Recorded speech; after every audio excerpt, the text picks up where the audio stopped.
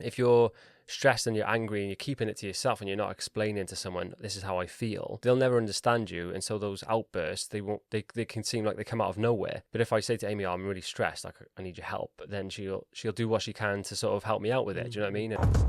I'd be hitting the controller against the glass screen, hitting the character with my controller, or like literally saying to him, like, if you don't fucking jump over that gap, I'm going to reach in that TV and I'm going to squeeze your head off. Do you know what I mean? Like, you just...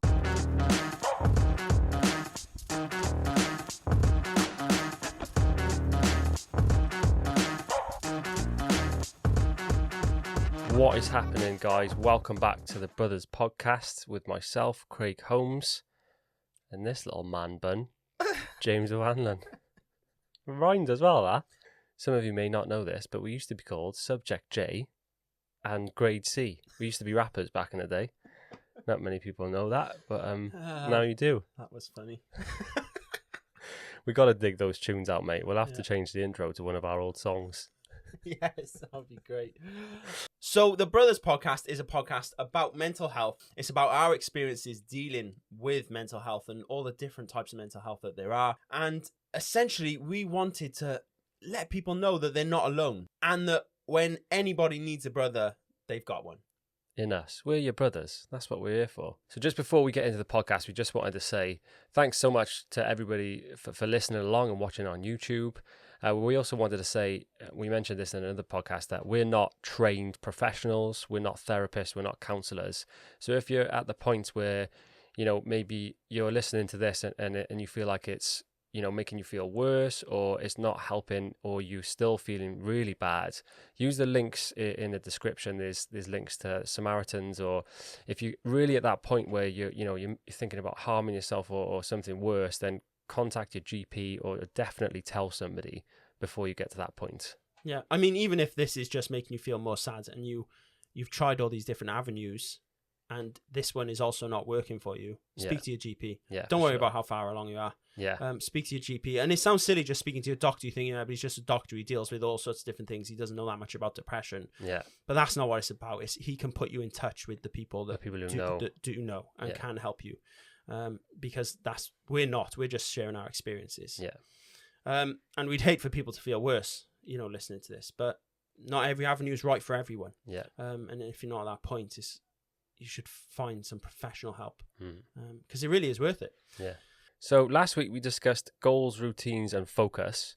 This week we're going to talk about stress and anger, which can come in all sorts of forms, can't it? Yes. So I've got a little thing here which I've written. So it says, life works in weird ways. When life hits you with a big crisis, the death of a loved one, or a job loss, you somehow find a way of making it through over time. But it's the little things, the day-to-day things, getting stuck in traffic, bad service at a restaurant, annoying co-workers that's taking credit for all your work, or annoying in-laws, for example. It's those little day-to-day things that build up and drive you batty. Is that the quote? Is that what you read? That's my quote, yeah. Oh, that's your quote. You can quote that if you want. I like it, yeah. I thought it was a real quote. If you're doing a dissertation. It's a really good point because, I never really thought of that. Those little things, we, for some reason, can't take ourselves out of ourselves and see how silly it is to get angry over traffic and deal with it and work through it, sort of thing. We just let it happen. And it all builds up. Yeah. I never really thought of that. Good point. Thanks, mate. So what makes you angry? I'll start off when you say to someone, we'll start the podcast at 9:30, and then they turn up at 1:45, and then they're writing notes about it. You were writing notes too, right? I was writing extra notes. I was already prepared. So I was saying about co-workers taking advantage. This is my co-worker. I learned this morning that, because my girlfriend also said that you two discussed last time before the dip, when I was a bit late for that as well. We were talking shit about you, yeah. Yeah, basically, and you were both saying, how is he always late? And you're like, yeah, he is. And then Jess is letting you know that I faff. And I do know I faff, but I didn't realise how kind of pointless my faffing is. It doesn't seem pointless in my head. Like, that t-shirt's got to be out of the way. I can't leave that on the bed before I leave. Maybe that's OCD, I don't know. But it's not a good thing. And I'm going to vow to change it. The thing with James is he's so selfish. He don't really care about anyone else. So when I'm like, I got stuff to do today, he's just like, yeah, no worries, and just turns up late anyway. I feel terrible now. I I'm did only think joking, that. mate. It's not. No, It was no biggie. you're not joking. You're not. Only a little bit. But no, it is something. You know what? But no, it is a reasonable thing to mention because there are people out there, me, that are late. You know, often and to be honest, I'm one of the people who is always usually quite angered by people being late as well. Oh, really? That's ironic. Yeah, it is. But I think it's because I've never really accepted until right now. I've never really accepted that. Yeah, you know what? I am quite late. Yeah. But because it's just a few minutes here and there normally. 15. Today was a little bit, but because it's a few minutes here and there, I always think, oh, you know, it's nothing much. You know, they're probably going to be late anyway. They won't be ready when I get there. But yeah, it's not a good thing. But getting angry over that, is that probably justified though, isn't it? Yeah. It probably is. So there's two types of people in this world. There's people who get angry and there's people who make people angry. And I'm the one who gets angry, and James is a maker of anger. Right. Well, so something I was going to say about the topics on today's podcast are, I'm quite apprehensive about talking about them or talking about our experiences, because out of all the emotions and things you can feel, like, I don't feel ashamed or anything that I was sad at any point. Do you know what I mean? Or down or anything like that.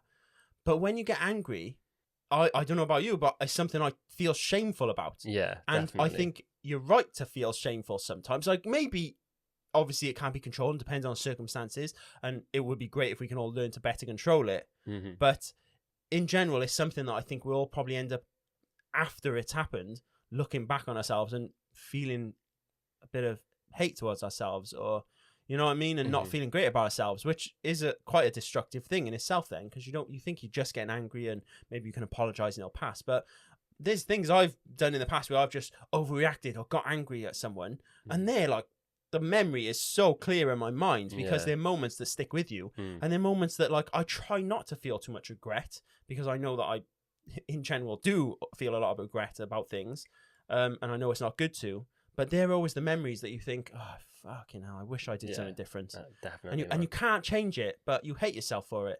And I think that's why it's really important to learn to control something like anger and the stress, obviously, that comes with it and stuff. And I think it's probably a bit easier to control. Like, when you feel down or depressed and things like that, there's, you know, there could be reasons, or it could be a long cycle you've been going through, and it's going to take a lot of changes in your routine to get through that. But with anger, because it's such a quick thing sometimes, I think it can be a little bit easier to try and be aware of and take control of. Definitely. It's a measure of perspective as well, I feel like. So anger is something that sort of, it doesn't, sometimes it can erupt out of nowhere, but usually it's sort of, you know, you get into that level because you've got pent up things that are building up. Mm-hmm. But I feel like of all the emotions, anger is probably the hardest one to control, but it's something that it is more than likely is going to happen on a frequent basis if you're not aware of it, because anger's your own thing, isn't it? You control it yourself, and you let it get to that point. If you're not aware, like, I'm now getting angry, you'll purposely get angry. Like a prime example, when I used to work in a bank, I'd drive into work every day, and when you get stuck in traffic, or say someone would cut you up, they would, you know, cut in front of you, I'd be so angry about that, and then I'd be like fizzing about it all the way in the car. I'd just be like, what a dick, like, who does he think he is, you know, whatever. And then you go into work and then you tell someone about it, and then it sort of breeds the anger. It expands and it gets more and more, and you try and get other people angry with you. What's the point of that? Do you know what I mean? So when we're going back to Don't Sweat the Small Stuff, that book by Richard Carlson, yesterday I thought it was Dale Carnegie. Going back to that book, there's a perfect example of how to deal with that stress in traffic, where he's saying, like, if someone's like cutting you up or overtaking you or driving erratically, he said, just imagine that person, their wife's pregnant and they're trying to get to the hospital, or the wife's in the car. So every time that happens now, when me and Amy are driving, if someone cuts in front of us, I'm like, oh, his wife's probably pregnant. And I just think about it like that, and it completely changes it. And that's what I was saying about anger being a measure of a perspective, you know? If you're just being like what a dick, then you're going to get angry. But if you're like, oh, he's in a rush. Yeah. Do you know what I mean? It completely changes the way you look at it. And yeah, when that person does do that to you, that small thing in traffic, whatever it might be, maybe it's in a shop, someone cuts the queue, who knows? There have been many times where I have taken the initiative to tell myself, don't get angry about it. Who cares? Like you said, maybe his wife's pregnant. And then milliseconds later, like straight away, I can feel like, whoa, it feels so good to have just let that go. And you know that normally I would be still a bit pent up right now. Yeah. But straight away, I'm just like, oh yeah, it doesn't matter. It doesn't matter. And you just literally, you feel quite good then, because you're like, you've succeeded in, making that sort of step. And also you're like, oh, this does feel better than just letting it sort of snowball and turn into anger and everything, you know? I feel like anger can like fly towards you 100 miles an hour, but when you do that, you just sidestep it and then it just goes. That's basically what it is. Yeah, and it mate. goes so quickly. As in, it's not like you're there going, oh, that bastard, his wife could be pregnant. Yeah, but what if she's fucking not? You know what I mean? Like, it doesn't happen like that. You go, well, it doesn't matter. And then straight away, you're like, yeah, it doesn't matter. Yeah, it doesn't but matter. It's that moment where you have to kind of choose and be aware of which direction you're going to take it, because it literally goes completely the other way and you get really angry, or it goes completely the opposite and you just feel absolutely like you don't care. It's fine. Yeah. And that comes back to being aware of your thoughts. And I think everything we've talked about in all the podcasts, the biggest thing that's going to help someone, I think, is when you start to become aware of your thoughts and noticing that it is just, say, a negative thought. I shouldn't think that, let's try and think something else or distract myself. And it's the same with the anger. Once you can do these things and take control of your thoughts a bit more, I think you'll feel a lot more, in control, literally. You'll feel good for it. And it's the mindfulness again. It's like, instead of that thought coming in, and it's weird, isn't it? Your brain, the autopilot is to get angry and you have to sidestep the autopilot. But I think in time, it becomes second nature. So instead of you going straight to the anger, you go straight to the excuse for the other person. And at the end of the day, you're saving yourself. Do you know what I mean? Because that person doesn't know. They don't care that they've cut you up or whatever. They're just going about their day. Do you know what I mean? And that's what made me change my perspective. Is one day when I was in work, and I think I just read that little chapter, and it said sort of that person's carrying on with their day, and you're just still getting angry. They don't even know who you are. Yeah. Do you know what I mean? And they've basically ruined your morning because you've just dragged it out and told someone else about it. Yeah, but it hadn't affected them anything, and they're just chilling and having a great day for all you know. Yeah. And you're the only person that's been left feeling crap after that encounter, if you will. Yeah. Literally like emailing people, you never guess what. Yeah, right. It's so stupid when you think about it like that. But for me, like, anger goes way back. Like, obviously, in teenage years, you hit puberty and you're an angry kid. Well, I was angry before that. I remember, like, one of my main sources of anger was the PlayStation. Yeah, me too. Before that, I mean, I think Nintendo. We've all been there. I think we've all been there. Yeah. I had a Nintendo when I was probably, I don't know, 6 or 7 maybe, and I think it started there. Yeah. I can blame my mum for that. Yeah. Fucking Mario, jump over you, kid. Jump over. You're right though. I would literally, like, how mental is this thing? I'd be hitting the controller against the glass screen. Do you know what I mean? Like, hitting the character with my controller. Like, he gives a shit. Do you know what I mean? He's fucking ones and zeros in it. Do you know what I mean? Or like literally saying to him, like, if you don't fucking jump over that gap, I'm gonna reach in that TV and I'm gonna squeeze your head off. Do you know what I mean? Like, you say the most ridiculous things. You get so angry. But this thing is not even really in existence. It has no concept of what you're going through. Yeah. And it's exactly the same if you were to bang your toe on a table or whatever, you know what I mean? Yeah. On a chair leg, and you get angry maybe, and you boot the chair or something. And it's like the chair literally, it is nothing. It's literally just these materials. It doesn't have a clue what's going on. Yeah. Do you know what I mean? Yeah. There's no point getting angry. It's so irrational.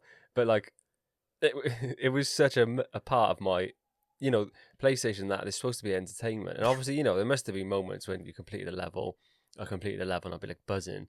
But for the most part, all I remember is just like being so angry, biting my controllers. Like, I got to, like, Crash Bandicoot was the worst game ever for the anger. It got so bad. I remember scratching my face. I was so angry I got. Yeah. Like, how mad is that? It is mad, yeah. And my dad used to play like Brian Lara cricket on the PlayStation. Oh yeah. And he's so competitive, he would just never let me win. So that just made it worse. He'd be like, do you want to play cricket? I'm like, come on then. Just like dying to beat him. I don't think I ever beat him once, and he'd never let me win either. So that just made it worse. Don't give your kids computer games. I would just manage it. I would, if they're like that, you got to learn, just like we sort of have later in life, is in those moments you got to take a step back. Like it was only probably a month or two ago where I was playing a game that my dad enjoyed, but it's just a game where it's just there's loads of things about it just don't make sense. Like I think they rushed the game, it don't make sense, and it annoyed me, right? So I kept dying, and then I'd have to wait like 2 minutes for it to load, and I was like, this is pathetic. Do you know what I mean? And I'd be like, and I was getting angry again over this game, but instead of smashing up my dad's TV or something, I would actually, because I'm older now, I would know, I'd be like, you know what? This ain't for me. Yeah. And I just turn it off. I can't, I'll turn it off and I'm done with it. I can't actually play games. You don't do no, because one, I get too addicted to them, and two, like if I get angry playing a game, I'm like, there's no point in this. I'm not getting any enjoyment out of this. Yeah, exactly. And so, but when you're a kid, you have to complete it. You have to keep going. And I remember back in the day, the TVs we had was, the proper thick glass. Yeah, that's what I mean about smashing against it. So I would throw my pad, and I remember chipping the glass on the screen. But because it was like one of those old school ones, it didn't really matter. No, I don't bother. No one really noticed, so I just fucking launched my pad at the screen. And I was mad. My mum would come up and be like, why is your pad in half? I'm like, oh, it just fell apart. That's actually saying that, yeah. When I used to live with my mum back in the day, and I was in the kitchen, I don't know what made me angry. Again, it's kind of like as you get older into your teenage years, maybe you haven't got the PlayStation, but something else is annoying you. Maybe you've dropped a few too many things that day. Do you know what I mean? And it starts building up. And I remember, I punched off a bit of the kitchen cupboards. Like it was the bit that runs along the bottom, like the bottom runner sort of thing. That's a good effort. And I hit it, and it came off. And straight away, though, that anger's gone. I'll tell you, I'm fucking shitting myself then. So I'm like, fuck, trying to get it back in, put the screws perfectly in place. They're not screwing in, but they're sort of, hanging on. So I put it back in place, and then my mum's like, the thing's falling off. I went, yeah, I know it fell. She goes, you punched it, didn't you? She knew straight away. I was like, I don't know what I said to her. But that's what I mean. Like those things, I'm like, God. Those things I don't feel too much regret about, because I feel like they are just part of growing up. Yeah. And when you're that age, those things. And all those, especially in the teenage years, all those new chemicals are coming through. Right. And so you're trying to deal with that, and you can't deal with it. Definitely. Do you know what I mean? You don't know what's going on. Blame the pubes. Definitely. I remember talking about like breaking stuff in your house. I remember one time I was so angry. I can't remember what it was about. I don't know if it was the computer. It probably was. But the spindles coming up my stairs. So I've got like a stair with a banister, and then there's like individual spindles, and I kicked one and it snapped in half, came out the stairs. Mate, I went from angry to terrified in a split second. I didn't know what to do because I couldn't fix it. What would you do? Oh, mate, I just ran to my room. Oh, mate, I was terrified. But my mum, it got to a point where my mum actually took my PlayStation off me, and I was so enraged. I came up to my room, and I was spouting all kinds of. I was effing and jeffing. Yeah. And I didn't know my mum was at the door. I've had that experience before and as I well. was like, effing this, and I called my mum a name. Yeah. She heard me. Oh my God, mate, it was terrifying. You know that mum glare when they're like, I'm going to batter you. Like, she might actually hit you. Yeah. I was like, I'm sorry. I was like, sorry. When you're a kid, you just keep repeating it. Sorry. Oh, I was terrified, mate. I think my PlayStation back for about a month, I don't think. Oh, God, yeah.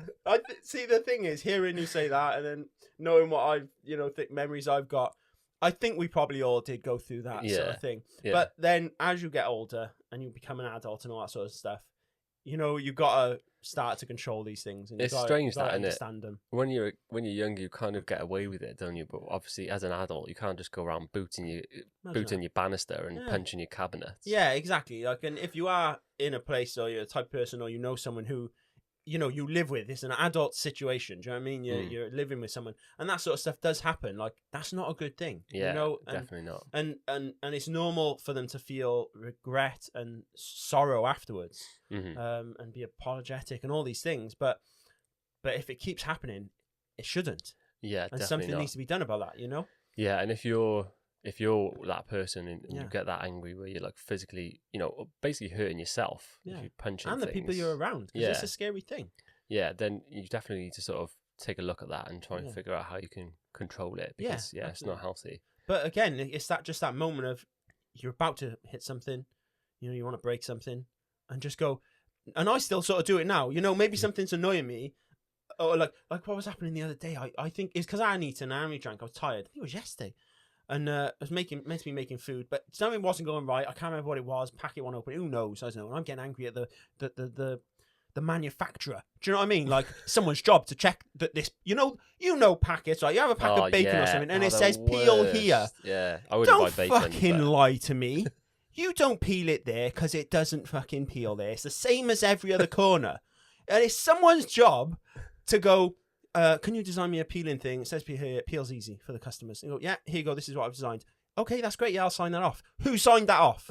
It doesn't do the job it's supposed to. Yeah. Right? But it's things like that. And in the moments where I'm hungry and all that sort of stuff, those things build up and I get angry. Love to be a fly on the wall, you trying to open your packet of bacon. It's fucking bullshit. Yeah, literally. But then, so in those moments then I'll get angry and I almost want to just chuck the whole thing in the bin or do something unreasonable, really. You know what I mean? Yeah. Or just completely rip it. Get a scissors and cut through the middle of the packet. Cut all the bacon in half. Who gives a shit? Do you know what I mean? Do you know what I mean? But something. Oh, mate, I think you need to find out how you can get go to an anger management course. No, honestly, I'm making it sound worse because but these are the kind of things that go in your head. You kind of want to spite the thing, but they're those moments where maybe you will break a banister or you want to do something or whatever this person that we're talking about hypothetically wants to do and does end up doing. It's those moments where you got to say, actually, no. Yeah. That's not going to do anything. I'm bigger than this bacon. I'm bigger than that. It's going to make bigger than this bacon. It's going to make me feel worse anyway. Just put it down a sec. Do you know what I mean? And it's those moments that you gotta really try and switch that around, catch your thoughts, and it'll just and it won't always be easy to do. You will have slip ups, but it will get easier, and eventually it'll just be second nature to not react like that. I got a great solution for you. If you went vegan, you wouldn't have to open a packet of bacon. I'll consider it. In the end, imagine that's my reason.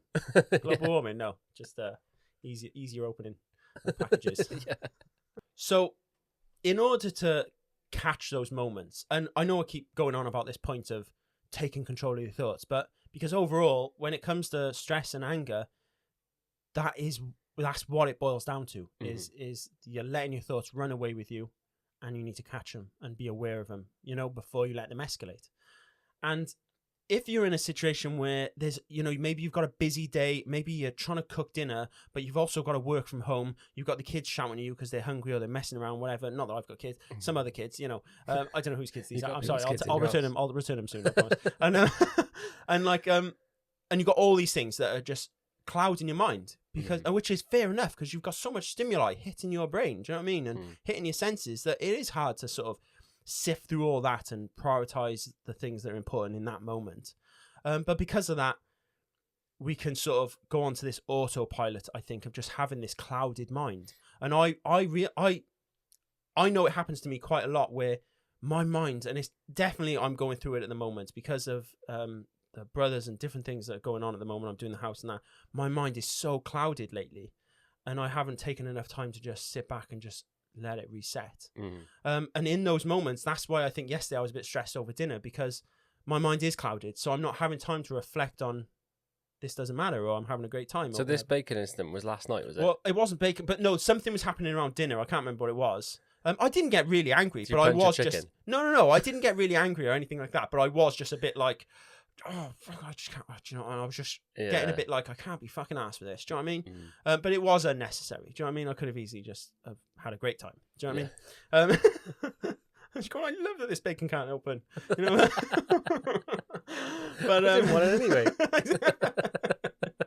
So I think now I'm a lot more aware of when my mind is clouded like that. And by clouded, it literally is almost like if I was to think to myself, what am I thinking right now? Really, I could probably name about 5 things in my life, like money-wise, that are kind of flying through my head right now, but I'm not really paying much attention to them, Yeah.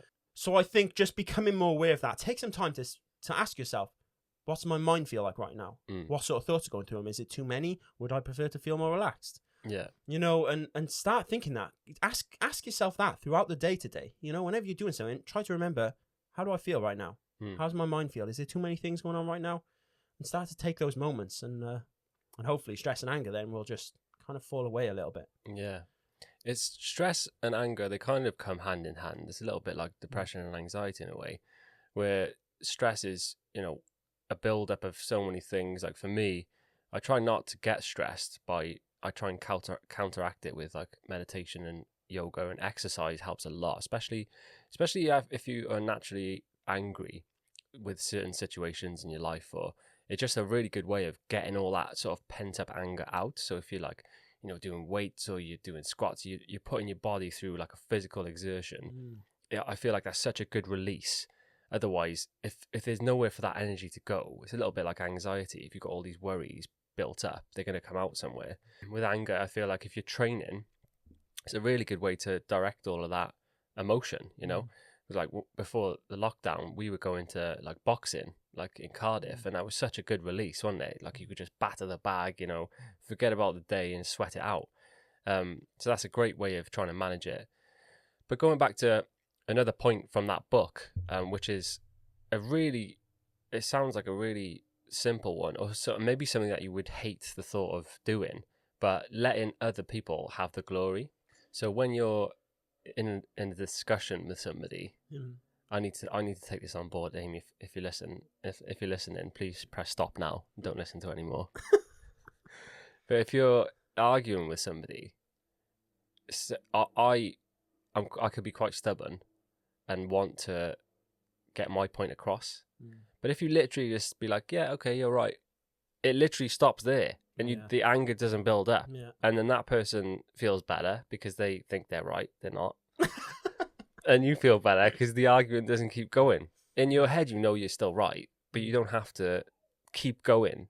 So that's another way, like, to stop those moments of like friction with people in your life, whether it's in work or wherever it is. Obviously, you know, there's certain things you're gonna have to fight your own corner for, but if it's something simple that doesn't really matter, just let the other person just win the argument. Do you know what I mean? Because who cares at the end of the day? Well, also maybe don't look at it as them winning. It's kind of like you both win. Yeah. Because wouldn't you both rather just be happy? Yeah, exactly. You know, and not stressed and stuff. And also, a lot of the time, things are to do with opinion as well. So no one's really kind of wrong if everyone's just got different outlooks. Yeah. You know what I mean? Obviously, some people, you could say, well, yeah, but it is wrong. But if that's their outlook and stuff, you know, and that's where their opinion comes from and stuff, then it's not so much about disproving people. It's more just about how you can fit these different outlooks together. Do you know what I mean? And stuff like that as well. And like you said, at the end of the day, if you were to just let it go, then it just feels better for both of you. And I don't mean you two now. I'm talking about anyone. But I think, just letting people be right most of the time, it will make your life so much easier. Trust me, because you sort of go on this path then, and I think it's part of anger where you just like, you're adamant that you're right about things, and you'll argue till you're blue in the face. And even if in the end the person goes, all right, you're right, what do you feel like at that point? Yeah. Because I don't feel good. I'm like, oh. Yeah, well, and look at what cost it has come at. Do you know what I mean? It's just not worth it. No. So just, you know, take a step back and just be like, what is the best case scenario for this? Yeah. Or will this matter later down the line? Yeah, that's another thing I think is a lot of things. Think to yourself, will this matter? Yeah. You know, in 1 year's time, in 1 month's time, even in a week's time, will this really be a bother? Yeah, and I think that's a great way, another point of perspective, is if you're so caught up on something that's making you so angry and so stressed, ask yourself that question: will this matter next week? Will this matter in a month? And will this matter in a year? And if the answer is no to like all three, then don't worry about it. Yeah. And even if it's something big, where let's say you're trying to get a house and you're having trouble, whatever, something's not going right, or someone's not pulling their weight, whatever it is, and then you're thinking to yourself, will this matter in a year? And you'll be like, well, yes, because I'm not going to have a house. Things will work out. Like, it's not just going to be this argument, this decision, and then everything that follows for the next year will be based off this. Yeah. Do you know what I mean? New things will come up and new things will happen. Do you know what I mean? It's not everything's the end of the world, you know? Yeah, definitely. But also sometimes getting angry as well, it's not just unjustified. Sometimes we feel angry if we haven't eaten much. You know, it Well, does happen to me, but the word hangry is what I'm getting at. Hanger is another You know what I ball mean? game. Yeah. So don't talk to me about hunger because I haven't had breakfast yet, mate. Honestly, I've got a bit of hyperglycemia, got low blood sugar. Is this all bullshit? No, it's true. My sister's got it, my brother's got it, Right. and my mum has. Right. So when we don't eat, oh baby, it's an angry time. Well, Jess gets angry as well. Hangry, sorry. Yeah. And I get mine's more like Can't open this bacon. What's a mix of hungry and grouchy? Grouchy. Grouchy, yeah, that sounds quite. Yeah, all right. I get crouchy. What am I? Grouchy.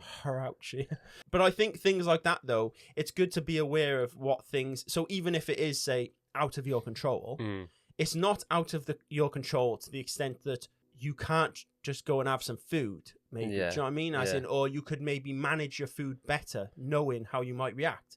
Let's say you've got a busy day ahead and you probably won't get a chance to eat. Do you know what I mean? Yeah. Things like that. Take a snack with you. It's a running theme for me and Amy. She's like, "You hungry?" I'm like, "Yeah, I fucking am." Yeah, and it's kind of a thing with Jess sometimes. I'm a bit like, she doesn't do it often, but I'm like, "You're hungry, aren't you?" And she's like, "No." Yeah, yeah. Amy's like, "What have I told you about bringing snacks?" And I'm like, Amy's like the ultimate snack carrier. No. Like, open her bag. It's like Mary Really? Poppins. There's like a family-sized pack of jammy Dodgers, Really? packet of sweets, just all in her bag at all times. Maybe it's purely for you. Yeah, maybe, yeah. But I think, things like that, we're laughing about it and stuff. And if you do know something like that is going to anger you or get you maybe grouchy, and not you as in you, Craig, I mean anyone. Yeah, just think of ways to manage these things, and snacks, for example, is something. Yeah. But if it's other things that might irritate you, like let's say you're going to meet a certain group of people and there's a person there who you cannot stand. Do you know what I mean? And that happens. That's fair enough. There's people out there who just rub you up the wrong way. Do you know what I mean? But you just think, just right, hit him. Yeah. Hit him. But you're going to think, throw your controller at him. But you're going to think, like, what can you do, though, to better yourself? Because at the end of the day, all that really matters is how you come out of it feeling. Yeah. Do you know what I mean? So if you can know that, right, I'm just not going to talk to this person, or if I can't avoid talking to this person, try to look for an out, and don't ask questions. Don't ask things that will lead on to more, and it might seem rude, I don't know, but if it doesn't sit well with you, and like I said, at the end of the day, what really matters is how you feel and stuff. And that kind of goes back to the decluttering. Like if those people we were talking about on the last podcast, if they're people who don't build you up or they don't make you feel good, then avoiding them is probably the best idea. So if they're in a situation with more people, then just do your best to avoid them. Yeah, and if it's maybe someone you're in close quarters with all the time, sometimes it might be easier to just address it. Obviously you don't want to get in a hostile situation or whatever, but don't come at them with hostility. And hope for the best, I guess. Yeah. But what I'm trying to say is not just people, but I mean any triggers that you might know, you have when it comes to anger or stress, is consider actions beforehand of how you might better deal with them. Yeah, headlocks, headbutts, things like that. One great point I feel like with anger is try to go a whole day without saying anything negative. Yeah, I remember doing this back when we were talking about that book and we were coming to work. Yeah, because what I find is if I'm like in a bad mood or I don't know, you're just having one of those days, you start sort of nitpicking at things and like, start picking at people's driving or start talking about people. Like, no, I'm not like a bitchy person, but, you start sort of saying, well, what about this person? And whatever it is, it's all negative. And what that does is it just adds fuel to the fire. It adds that negative snowball of just being in a bad headspace. Think about if you and it's mad how many times a day you'll do it. And if you catch yourself doing it, like you literally stop the thoughts, stop the words coming out your mouth, and then you go, oh, I'm not going to say that. And then you say something positive instead. It's crazy the difference that makes. Yeah, I remember this, yeah. Because I think it's so easy to even just throw away comments that are inherently negative, but you just don't quite realize they are because they don't make you angry necessarily.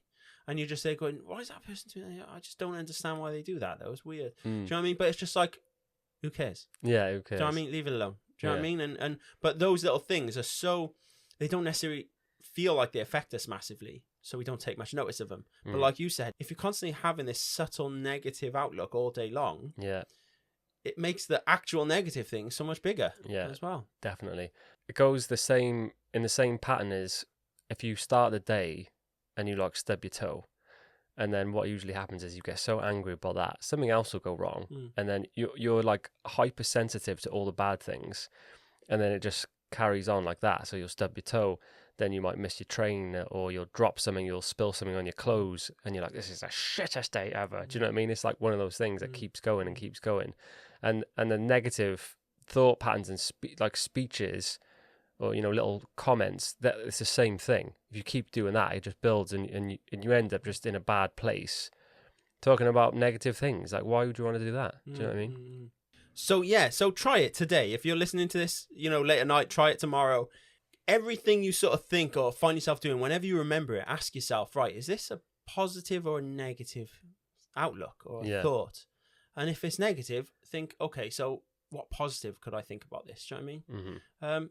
Try it and see how you feel. Because if anything, it's just nice to just sort of, if you are kind of in your head a lot, it's nice to kind of try and be mindful, like we said, and be aware of those thoughts a bit more than you usually would be, Yeah, for sure. Yeah. I think something to remember as well, though, is that when you think of people getting angry and stuff, or stressed out, and it's quite outwardly negative, you might think of them as kind of like not a bad person, but you would look maybe down on them a little bit, or you wouldn't look at them in like a good light, right? But we should try and remember that we don't know, like you said, what these people are going through. And like with me a lot, when I would get angry, it was because of my depression and everything, because everything was so negative to me. So, and it's quite hard to feel sad about everything all the time. And so sometimes if your outlook is so negative, even when you get moments of energy, if you will, you might not feel as sad in those moments and as low, but your overall outlook now is so hardwired to be a negative. So then that when you've got a bit more energy, maybe it can easily come out as different things, anger and stress. And especially, like I said, if I ever did get angry or something overly frustrated me or whatever, and it involved someone else, trust me, like I would hate myself way more than you would hate me after that moment. Do you know what I mean? And that's a really horribly powerful thing then if you're a depressed person, because all you're doing then is literally fueling that fire and making yourself feel worse. So try not to overly judge these people too much as well, and maybe consider why they like it. If you do know someone who seems to be kind of angry and stressed quite a lot, maybe when they're on their own at home, maybe they're not that happy. And maybe more than likely, and maybe you need to speak to them or ask them, but in the calmer moments, ask them, I've noticed you've been a bit different. Is there anything going on and stuff, because they could be feeling really bad. Yeah, definitely. And what we don't want to do is just completely not consider that they might be feeling sad or low and just sort of leave them to it. And then every time they're angry or stressed, they just get further down that sad and depressed path. You know what I mean? Yeah. And so it's good for someone on the outside, if this other person's not able to control their thoughts or whatever, it's nice for someone on the outside to be able to recognize that and maybe step in and help as well. Because you don't want to have that depression worsening, which it definitely does if you get someone who gets angry. And you'll inevitably have time where you do cool off and you regret what you did, and then you start telling yourself, well, it was because of the depression, because this is the way I am. Do you know what I mean? So I think it would be a good idea for anyone to be aware of what could be going on behind sort of closed doors, if you will, Yeah, I think it just goes back to, just be kind to people, because you don't know what's going on. You don't know what's going on with people. So just be nice to everyone. Yeah. And that includes if you're the person who gets angry as well. Yeah. Consider like why this thing that made you angry, maybe the guy who made the bacon wrapper, maybe his wife was pregnant that day. Maybe she was pregnant, mate. There you go. You know what I mean? There's a solution. Something as well, when people can, and this has definitely happened with me in the past, is, during those years of feeling really low, is if someone suddenly has an outburst of anger, it seems sometimes really irrational. And sometimes it can be over something silly, and you're like, why the hell did you get that angry that quick over something? But like with depression, a lot of things are internalized, and there can be a lot of little things throughout the day which, like we've talked about, which are maybe angering us or making us kind of angry at the world, you know, or angry at life, whatever it might be, but we don't express them, and we keep them in, we bottle them up. So then sometimes it can take something that seems relatively small to just blow your top. Do you know what I mean? And that could be another thing to look out for, is maybe they're not just being a dick and overreacting about something. Maybe there's something deeper going on, and it's been building up for much longer. Yeah. I think going on to stress as well, because I feel like anger is like quite a reactive thing, but stress is kind of something that happens to you and your body when you're taking on too much. And stress is like one of the biggest killers, and it can lead to heart attacks and things like that, and bad shit happening to your body purely because of how your brain is trying to process everything and it can't keep up. So then it's a knock-on effect for the rest of your body, which is never a good thing.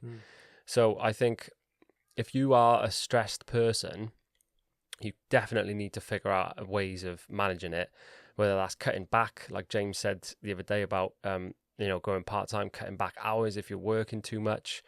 You need time to reset and let your brain mellow out, whether it's going for walks or doing cold dips in the sea, whatever it is. Because for me, like, when there's so much going on, I can get quite good at juggling things, and when I'm in a good flow, there's like a million things happening and I can keep track of it all in my head.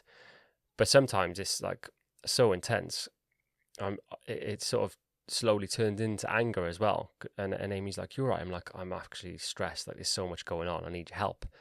But to say that out loud, and so someone's aware of it, then it goes back to sort of talking about it. Do you know what I mean? If you're stressed and you're angry and you're keeping it to yourself and you're not explaining to someone, "This is how I feel," they'll never understand you. And so those outbursts, they can seem like they come out of nowhere. But if I say to Amy, "I'm really stressed, like I need your help," then she'll do what she can to sort of help me out with it. Do you know what I mean? And balance the work out or whatever it is. Whereas if I just keep it to myself, it builds up and blows up, and it then becomes anger. So I think it's sort of, stress can be a build-up of a lot of things, and then it can turn into anger. And also, people, I think, overlook how much stress can actually be affecting them, or whether they're even stressed. Some people just maybe have a stressed lifestyle, or are just always running on this stressy autopilot, that they don't think it's a problem. You know what I mean? But it is, even if your mind is controlling it maybe relatively well, or you think you are, you've got your lists written out and stuff. It's like you said, the toll it can take on your body as well. And inevitably, when your body then gets tired, eventually your mind's going to get more tired. And then you might find yourself in a place where it's harder to deal with the mental aspects of things, Stress is also a word that's not necessarily thrown around a lot, but everybody experiences it. Do you know what I mean? Everyone's like, "Oh, I'm just stressed." Do you know what I mean? I'm stressed with this. But again, even they seem like small moments and stuff, but just try and take control of those moments, because whatever you're stressed about as well will inevitably be easier to deal with if your mind is in a much clearer place. Yeah, definitely. And for me, what it's eventually turned into, which is what you don't want, is I've experienced burnout, which I'm not sure if there's like a scientific explanation for what burnout is, but it's just a build-up of stress and stressful situations, and you get to the point where you just check out. And it's happened to me twice over a build-up of long periods of lots of work and lots of things happening. So burnout is basically, I just couldn't get out of bed. I had no motivation at all. I had no interest in doing anything. Didn't want to make videos. So all the passions I had were basically just gone. And I had to. I think it's almost like your body just presses a reset button and it goes, "Mate, you need some time off now, because this is going to just be worse for you." And so I've taken the time away. Sometimes it's a week, sometimes it's 2 weeks, where I literally do nothing. Amy sort of picks up the slack. Thanks, Amy. But it's my body just needing that time off. And so I'll, go for walks, just try and eat well, try and do a bit of exercise, and just try and, wherever the stress was coming from, I would just stop doing those things. So I was just putting work on the back burner and just, taking a woosah, because that's what it can lead to. So before you get to burnout, try and assess your life. And if your stress levels are too high, you're getting angry really often, then you need to try and figure something out. Yeah. And coming back to what you said about the physical effects you said as well it can have on your body, it reminded me of a few years ago. I was already going through, you know, lots of ups and downs of depression and everything, like I said, but I had just gone through, say, a particularly sad time for no reason, but I had done a lot of crying over the last, say, week or so. I'm joking. So I had done a lot of crying over the last week or so, and then I had to go to the doctor, and they referred me to the eye clinic because I had literally had a problem with my vision. I had this patch in my, not a patch on my eye, as in my vision was patchy. Remember I remember this. And I was in the office, and the doctor and the eye clinic, the doctor ended up telling me it can usually be brought on by things like you know, like depression or stress, that sort of stuff. And I said, oh yeah, and I said, yeah, it's been quite bad actually lately. Like literally just recently has just been quite a bad thing. And he said, okay, that's probably it then. And so it literally, I'd been so stressed and overwhelmed and upset that I got to the point where this fluid had leaked. I think it's back in the cornea or whatever. This fluid leaks through the eye into the cornea. So it basically, imagine putting like a splodge of like grey fuzzy dirt, like throwing it at your mirror, if you will. Do you know what I mean? So you got these splatters on your mirror, right? Yeah. And you're looking in that mirror, and you can't see the stuff in that part, but you can kind of see the stuff around it. But obviously, you can't look directly at it because that splodge is always going to be in that central position. That's do you know what I mad, mean? Mate. So I noticed it when I was in the office, and I was trying to look at the time on my computer in the bottom corner, and I literally could only read it if I kind of tried to see it in my peripherals, because I couldn't look. If I looked directly at it, it was kind of like a grey, kind of like, you know, when you push your finger into your closed eye and you get that sort of sparkly grey. Yeah, it was kind of like that, but like a splodge of it.